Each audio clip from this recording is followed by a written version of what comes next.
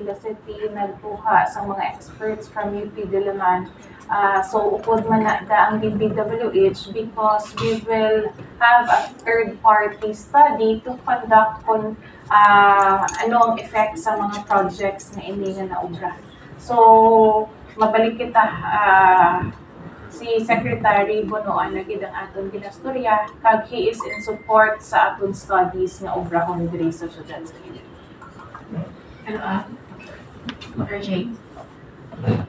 Mayor, considering ang main problem with the flood control and drainage problem is the lack of coordination.